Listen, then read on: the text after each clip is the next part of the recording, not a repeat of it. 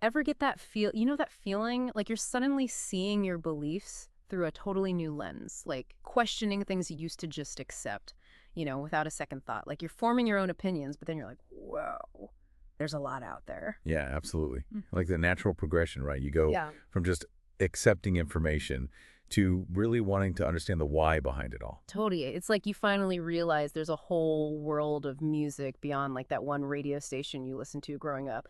And so you're like, okay, let's see what else is out there. And you start to kind of figure out your own taste in music, right? Well, that's kind of what we're diving into today, this idea of the expert stage. And we're going to be using the Latter-day Saint tradition as kind of our lens to view it through.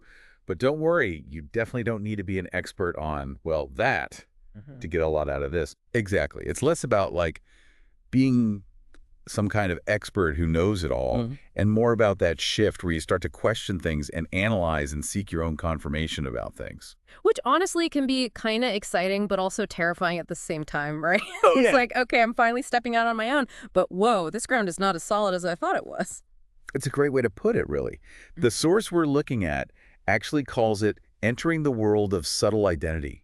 Kind of like going from seeing the world in black and white to all of a sudden you're seeing everything in full color with all its nuance and everything. Okay, yeah, I like that because it really is like that. So it's not just about like changing our minds, it's realizing there's often way more to the picture than we even realize. Exactly. And that can definitely feel kind of unsettling because we're going from these concrete examples of things to grappling with these, well, these bigger, more abstract ideas like justice or truth. So instead of just knowing like this is right or this is wrong, Okay. we start to ask like, why do I believe that? Exactly. And this transition, it can really impact all areas of life, Hmm. especially how we view things like faith. Now that you mention it, the source actually makes this really fascinating comparison to like how we learn language. When we're kids, we just absorb it naturally, right? Right. But then as we get older, it's like all of a sudden we start thinking about grammar rules and we're like, why does language even work this way? It's like we're suddenly aware of all the structure underneath what used to feel effortless. Yeah, it's a great comparison. And speaking of structure, one of the things that really stood out to me in this material is this strong emphasis on searching for your own personal authority during this expert stage. So we're not content just taking somebody else's word for it anymore. Right. It even quotes Brigham Young saying that it's actually dangerous to just blindly follow leaders without seeking your own confirmation of things. Wow. That's pretty powerful coming from, a prominent religious figure. He's basically saying, don't just take my word for it. Yeah. He seemed to believe that that could actually weaken your faith in the long run, to just rely on external authorities. Mm. He really emphasizes personal revelation, that inner knowing, which totally aligns with this whole expert stage idea.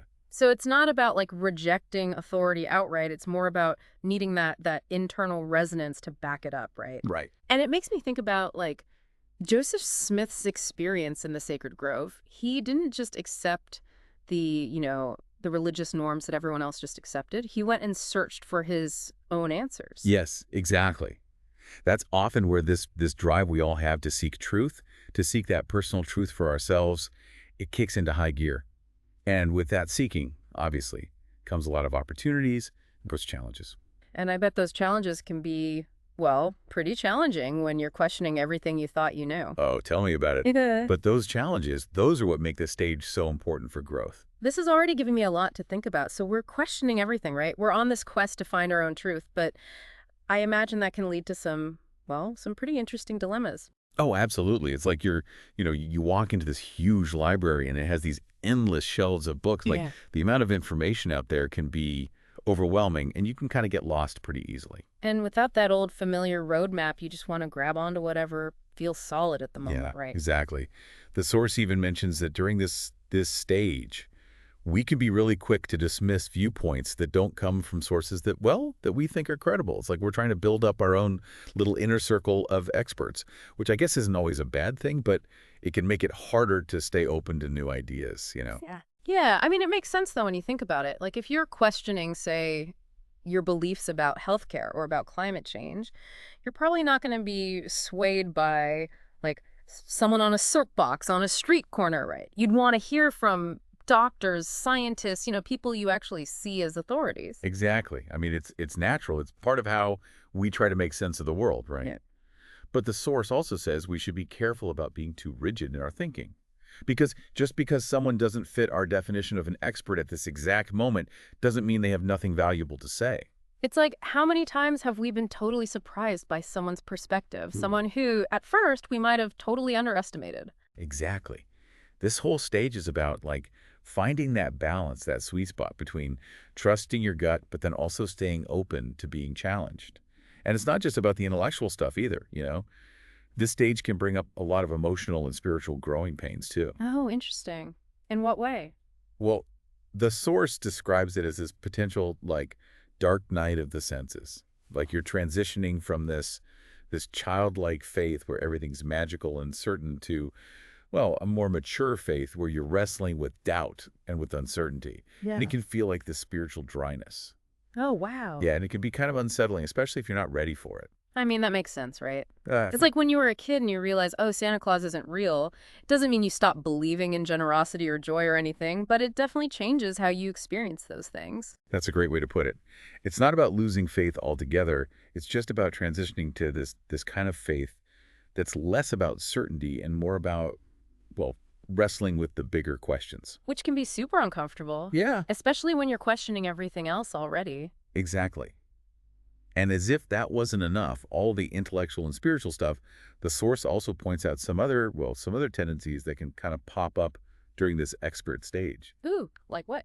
Well, it talks about how this stage often comes with this tendency towards scrupulosity. Scrupulosity. Now there's a word you don't hear every day. Right. Like, what does that even mean? Well, it's basically this obsessive need to do absolutely everything right, to be morally perfect. Yeah. That feeling of never quite being good enough, no matter how hard you try. Oh, wow, yeah. Like you're hyper aware of every single decision you make, every action, constantly wondering if it's good enough. Exactly. And obviously, that can really wear you down. Mm. That striving for this unattainable perfection, it can take a toll. And probably create a ton of stress and anxiety. Oh, yeah. So we're dealing with doubt, uncertainty, and now this pressure to be perfect. Are there any like upsides to this whole stage? Oh, for sure. There totally are. I mean, it's like, It's like those workout montages, you know, yeah. where they're like pushing themselves to the absolute limit and they're like, can I even do this? But then they come out stronger, right? Right. Totally. That's a great way to put it. And the source really emphasizes this. It says that doubt, even though it's uncomfortable, it's not something we should be afraid of. It's actually like this catalyst for growth. Like it's a sign you're actually, moving towards this deeper understanding of yourself and like the world around you. So instead of running from all those doubts, we should be like running towards them. Yeah. Think of it like a signal.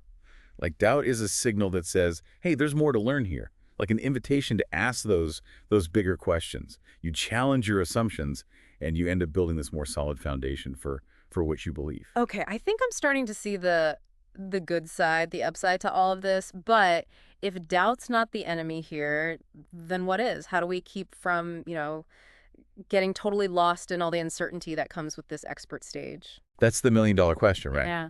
And the source acknowledges that this transition, it can be super disorienting. It even says that like these disorienting dilemmas ultimately give rise to this whole new order of complexity. So we need a little chaos to grow. Got it. But how do we keep from like completely falling apart in all that chaos? Well, remember how we were talking about that whole perfectionism thing earlier? Yeah.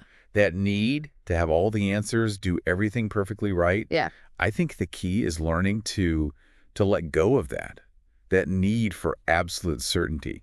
Yeah, but that's easier said than done, right? Especially when it feels like everything's constantly in flux, like the ground is shifting under your feet.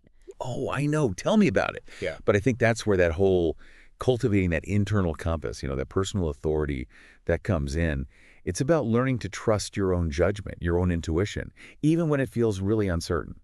So it's not about finding all the answers. It's more about like becoming more comfortable with asking the questions in the first place. Exactly. It's about learning to just embrace the journey, even with all its twists and turns, knowing that every question, every doubt, it's an opportunity for you to grow. This has been such an insightful conversation. As we're wrapping up here, any last words of wisdom for our listeners who might be, right in the middle of this expert stage, trying to make sense of it all? You're not alone, first of all. Like, most of us go through this at some Yeah, point. right. And yeah, it can feel overwhelming at times, but it's ultimately a really good sign. I mean, you're making progress. So, Right. embrace that uncertainty, Right. trust your gut, and don't be afraid to ask those big questions. I love that. Embrace the uncertainty. And on that note, here's something for you, our amazing listeners, to think about today. Hmm.